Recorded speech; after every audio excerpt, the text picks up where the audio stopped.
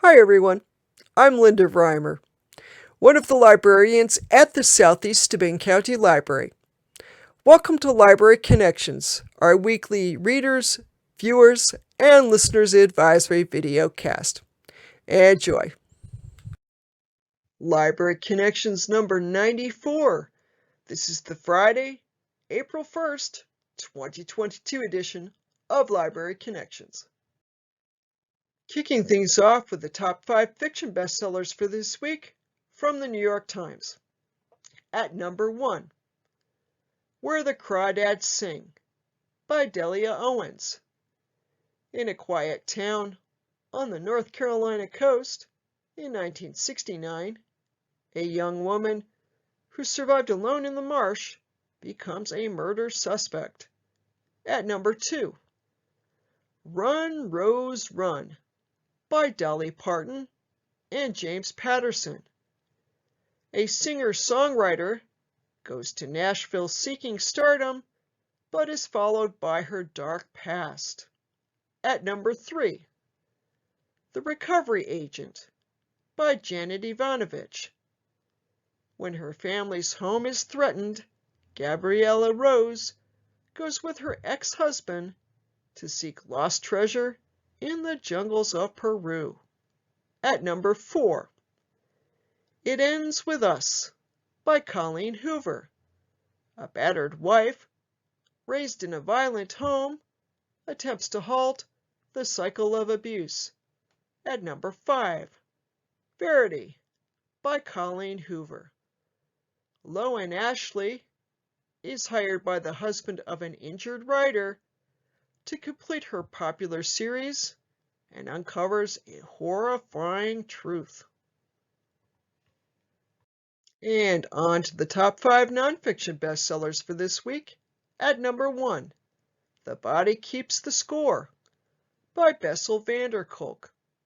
How trauma affects the body and mind, and innovative treatments for recovery. At number 2, One Damn Thing After Another by William P. Barr. The former Attorney General for George H.W. Bush and Donald Trump gives his account of those two tenures.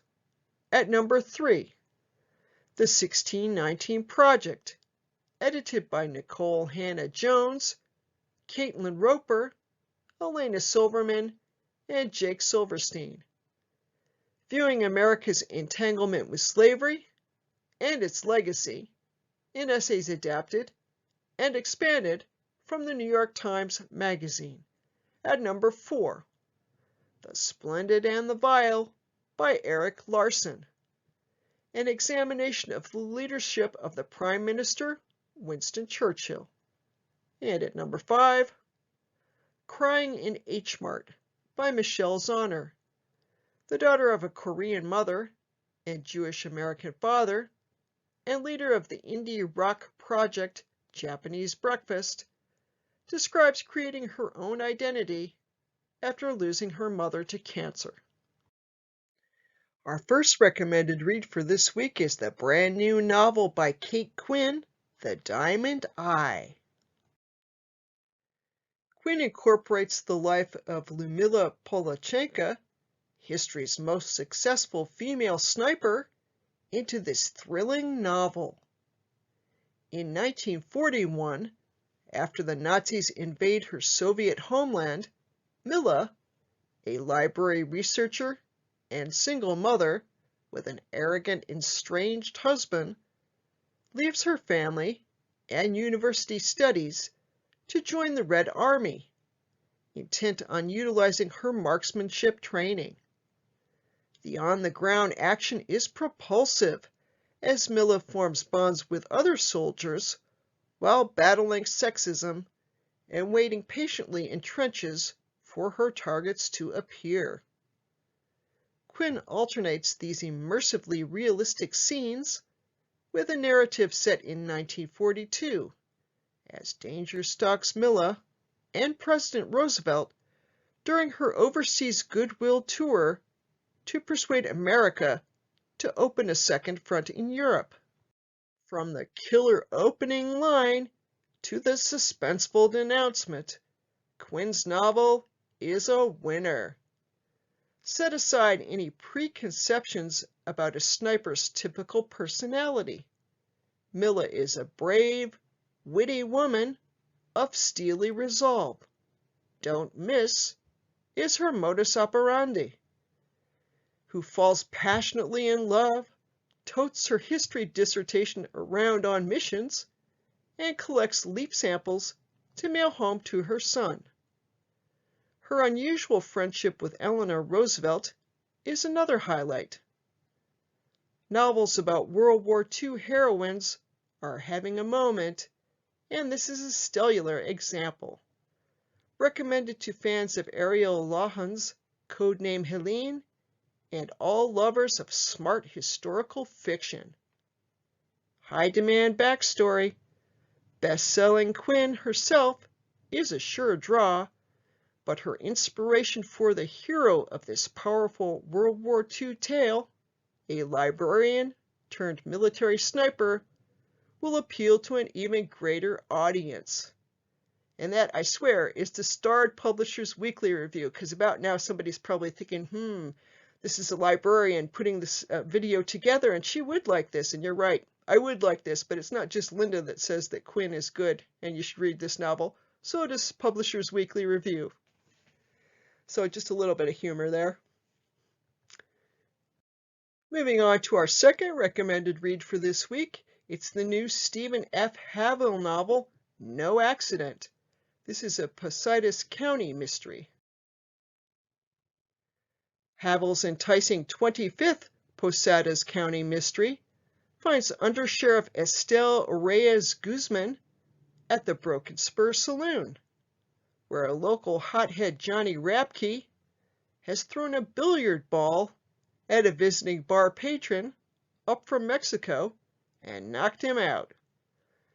While sorting things out with the witness and managing the back-talking Rapke, Estelle learns that her younger son Carlos has been in a bicycle accident at Briones, California.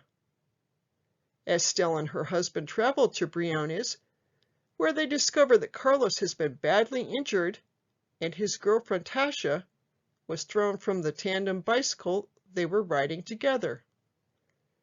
When it's revealed that the pickup truck that hit the couple was stolen and had deliberately driven back over Carlos, Estelle realizes that the hit and run was intentional. And she begins to investigate with the help of a fingerprint expert from the San Francisco PD. The tension rises as Estelle unravels the jealousies brewing at the local bike shop where Carlos and Tasha spend a lot of their time. The peripheral characters add little to the plot, but fans of the astute Estelle will enjoy the ride. And on a reader's note, as I mentioned previously, this is the 25th book in the Posadas County Mystery Series. If you'd like to start reading the series from the beginning, check out book 1, which is called Heartshot, one word. Our first audiobook recommendation for this week is the new mystery thriller, Pieces of Her, by Karen Slaughter. The audio is read by Kathleen Early. Once listeners start Karen Slaughter's new mystery, stopping won't be an option. From the first words, Kathleen Early's narration snares us in a labyrinth web of lies, deceits, betrayals, and truths that span decades. Andrea Cooper thinks she knows her mother Laura better than anyone. But in one violent, shocking moment, Andy wonders who her mother really is. As more violence erupts, Early faultlessly navigates Andy's dangerous quest to uncover Laura's truths. As pieces of Laura's secret life begin falling into place, Early's deftness at defining characters and her remarkable skill at revealing well-hidden emotions make Andy's discoveries both stunning and satisfying. Slaughter's clever plotting and Early's high-voltage performance will keep listeners glued to their listening devices. And that's the audiophile review. Our second audio recommendation for this week is the audiobook South of the Button Tree, a novel by Heather Weber. The audio is read by Stephanie Willis. Blue Bishop has a knack for finding lost things. While growing up in charming small-town Buttonwood, Alabama, she's happened across lost wallets, jewelry, pets, and her wandering neighbor. Sometimes, though, of course, she finds trouble. No one, though, is more surprised than Blue when she comes across an abandoned newborn baby in the woods just south of a very special buttonwood tree. Sarah Grace Landerneau Fulton, quite a name, Sarah Grace Landerneau Fulton, but I digress. Sarah Grace is at a crossroads. She has always tried so hard to do the right thing, but her own mother would disown her if she ever learned half of Sarah Grace's secrets. The unexpected discovery of the newborn baby girl will alter Blue's and Sarah Grace's lives forever. Both women must fight for what they truly want in life and who they love. In doing so, they uncover long-held secrets that reveal exactly who they really are and what they're willing to sacrifice in the name of family. And that's our second audiobook recommendation. Sounds pretty thrilling to me. I haven't listened to it or read it yet, but it's on my reading list. Moving on to our first streaming recommendation for this week. It's a classic. It's the 1970 film Cotton Club Comes to Harlem, directed by the great actor Ossie Davis, and starring Godfrey Cambridge, Raymond St. Jacques, and Calvin Lockhart. The legendary actor Ossie Davis made his feature directorial debut in this energetic adaptation of the comic crime novel by Chester Himes. Godfrey Cambridge and Raymond St. Jacques star as Gravedigger Jones and Coffin Ed Johnson, a pair of NYPD detectives investigating a con man, an armored car robbery, and warring Harlem gangsters. Cambridge and St. Jacques have the ease and rhythm of a great comedy team. The comedian Red Fox steals every scene he's in, and Davis makes ingenious use of his Harlem locations, including an unforgettable climax at the Apollo Theater. Fans of 70s crime cinema can also check out Coffee and Foxy Brown, both available on Amazon Prime. And that is Jason Bailey's overview from the New York Times. Our second recommended stream for the week is also a classic. It's the 1955 version of Guys and Dolls, directed by Joseph L. Mankiewicz and starring Marlon Brando, Gene Simmons, and Frank Sinatra. The 50s gangster movie gets a snazzy musical makeover in this 1955 film adaptation of the Broadway hit. Itself based on the colorful New York characters of Damon Runyon's fiction. Joseph L. Mankiewicz directs with energy and pizzazz, coaxing cheerful, engaged performances out of Frank Sinatra, Gene Simmons, Vivian Blaine, and that most unlikely of crooners, Marlon Brando. The New York Times critic called it tinny and tawny and terrific, as any hot-cha musical film you'll ever see. If you like your movies loaded with music, try the biopics Walk the Line and What's Love Got to Do with It? And that overview is by Jason Bailey from the New York Times. And for Linda's 2 cents worth, if you like music films, you might also check out The Commitments. It's got great music in it. It is not a biopic, though. It is just a great movie with great classic 60s music done in the early 90s. But anyway, if you haven't seen The Commitments, it's a great music movie, too. Our third streaming recommendation for this week is the film Dunkirk from 2017, directed by Christopher Nolan and starring Finn Whitehead, Barry Keoghan, and Mark Rylance. Dunkirk is set in France in 1940, and it follows members of the British Expeditionary Force as they're retreating across France as France is falling to the Germans during World War II. So having said that, because this review is a short one, but it doesn't really say that, so I thought I'd add it. So let me give you the official spiel about the movie, which is a good movie, by the way. It says, war is banal. War is madness. War offers no reason behind who lives and who dies. Of course, Christopher Nolan needed to try and figure out how it works. With Dunkirk, the uber-popular director has crafted yet another blunt force exercise that uses all-caps film language to confuse the borders between time and space, deconstructing the physical world in order to explore the immaterial forces that make it tick.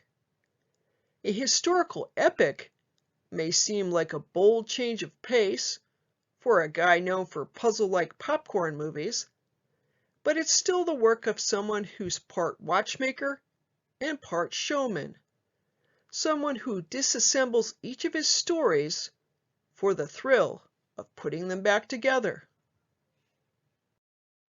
A virtually bloodless but profoundly unnerving assault on the senses that cleaves closer to Sartre than Spielberg, Dunkirk is a stunning work of raw spectacle that searches for order in the midst of chaos. It's the most contradictory film that Nolan has ever made, and, not incidentally, also the best. And that's the IndieWire review. And of course, this movie has a lot of modern special effects in it. If you prefer a film with more drama and less special effects, maybe check out Private Ryan with Tom Hanks. That's another excellent movie. Moving on to our Hoopla recommendation for this week, it's the film A Bag of Marbles. This one is in French. It's a French film, in other words, and it's got French dialogue. So if you want the subtitles in English, you can turn those on. The film opens in Paris in 1941, and it follows Joseph and Maurice, the sons of Roman, a local barber. The boys are 10 and 12 years of age, and they have so little understanding of the persecution of Jews that Joseph thinks nothing of swapping his yellow star for a bag of marbles. Despite their naivety, Roman knows that their best chance to escape the Nazi roundup is to flee on their own to Vichy France, where their older brothers Albert and Henry have found safe haven. Always one false move from tragedy, these tenacious children survive on courage, ingenuity, and more than a bit of cunning as they make their precarious way through France, hoping to reunite with their family. More than anything, it's their brotherly bond that gets them through their ordeals. And again, that movie's called A Bag of Marbles. And moving along to next week at the library, the section where we talk about programs and events coming up at the library for the week before us. That's the week of Monday, April 4th through Saturday, April 9th, 2022. and you can find this information on the library's website as well. And just a beginning note, registration is required for programs unless otherwise specified. You can register for programs through the library's website, found at ssclibrary.org, by dropping by the library in person or calling area code 607-936-3713. On Monday, April 4th, 2022, it's a quiet day in library land, and we have no programs or events. Have a happy Monday. On Tuesday, April 5th, we have 4 programs at the library, starting out with Adult Scrabble from 9 a.m. to 11 a.m. The location of that program is in the library's reading room. Then we have Coffee, Tea, and English Online Vocabulary. The time is 9:15 to 10:15 a.m., and that's a Zoom program. Our third program of the day is Miss Sue's Online Story Time. The program runs from 10 to 10:30 a.m., and the location is the Southeast Steuben County Library's Facebook page. And finally, our fourth program on Tuesday, April 5th is Coffee, Tea, and English Online Conversation. That program runs from 10:30 to 11 a.m., and the location is via Zoom. On Wednesday, April 6th, we've got 2 programs to offer. The first is Mahjong from 1 to 3 p.m. The location of the program is at the library. You can stop by the circ desk each week and ask which room the program is in. And the second program is the Corning Adult Writers Group. The time of that program is 6 to 8 p.m. And this is a hybrid program, so the location is both at the library and via Zoom. If you have questions about the Writers Group or to register for the group and get the Zoom link if you require it, contact Michelle Wells at the library. On Thursday, April 7th, our first program of the day is the Coffee, Tea, and English Book Club, which runs from 10 to 11:30 a.m. It's a Zoom program. And our second program of the day is the monthly Art Explorers Story Hour, which runs from 10 to 11 a.m. And this program is held at the Rockwell Museum. It's a co-hosting program between the Rockwell and the library. Your specific hostess will be children's librarian Sue McConnell, who will read stories related to the Rockwell's art collection. That's a monthly program. Also of note, a special program alert, on Thursday, April 7th, 2022, of course, there's a program at the college. It's the CCC Visiting Scholar Book Talk, which starts at 7 p.m. The location is Corning Community College and via Zoom.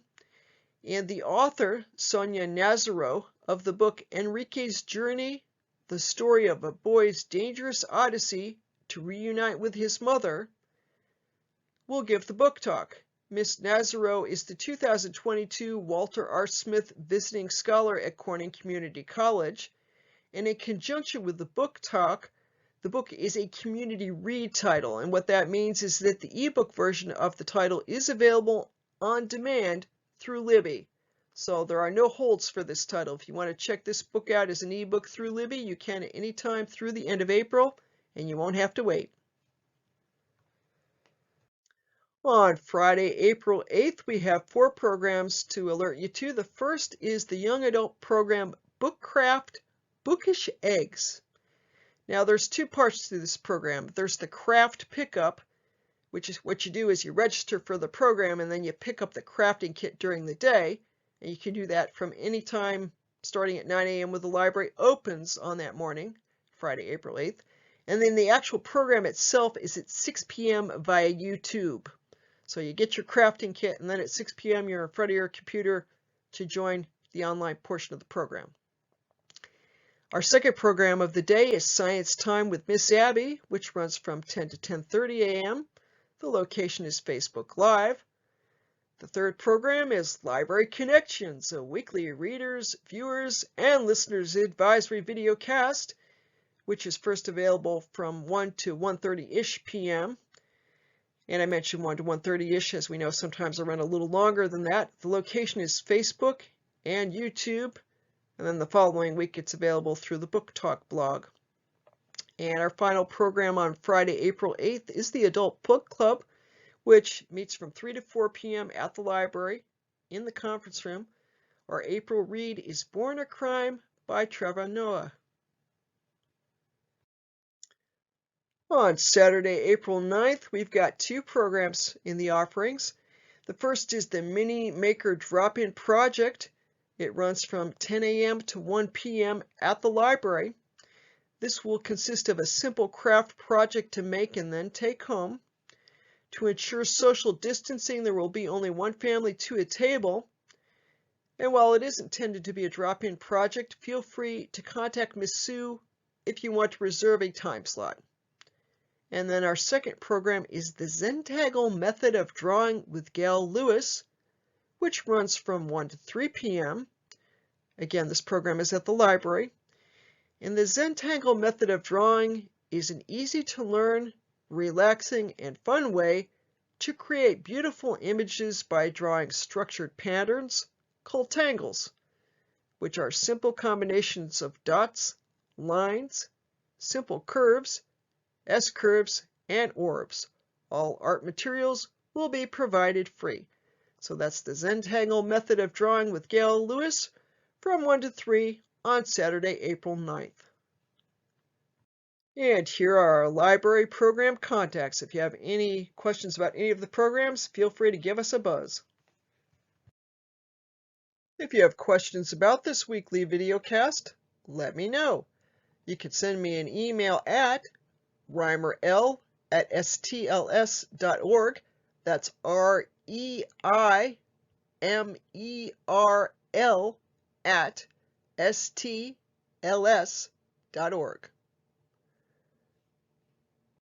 Library hours.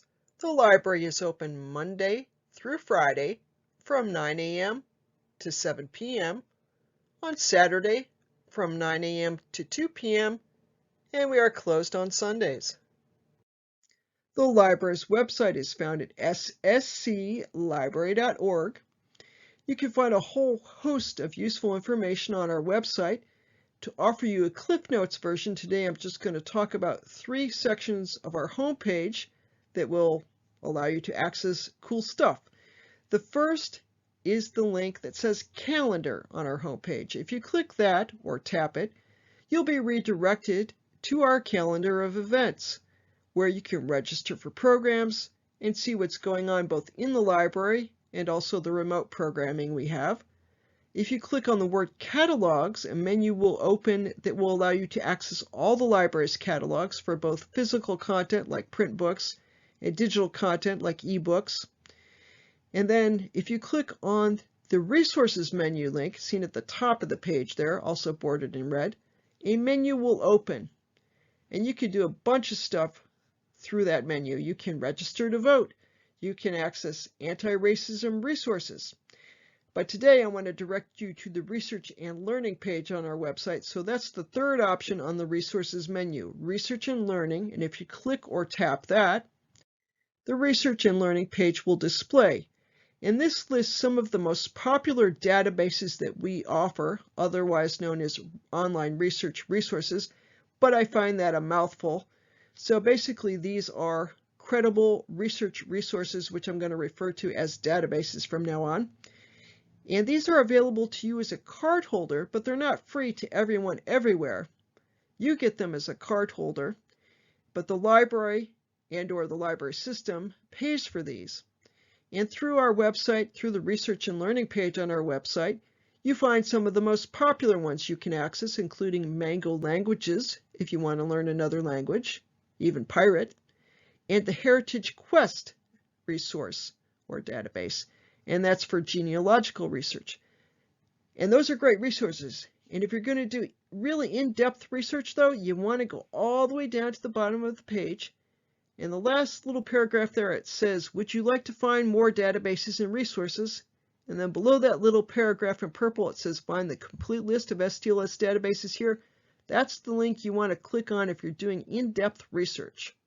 It's going to redirect you to the databases page on the STLS website. And you see a photo of the top portion of that page on the right side of your screen.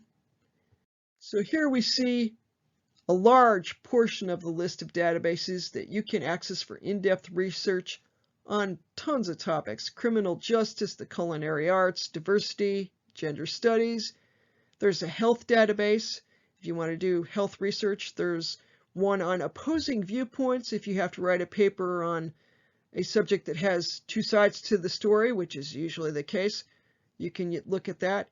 There are several academic resources if you're a college or high school student doing research. There's even one on gardening and landscaping, on the hospitality industry, and a home improvement collection too. So lots of stuff on the STLS databases page, which you can access through our website, or you can go directly to that page by typing www.stls.org/databases into your web browser. StarCat and the BookMine app. StarCat is the catalog of physical library materials available to all cardholders of the public libraries in the Southern Tier Library System, otherwise known as STLS. STLS encompasses the public libraries in Steuben, Chemung, Yates, Schuyler, and Allegheny counties. You can access StarCat online at starcat.stls.org. That's starcat.stls.org.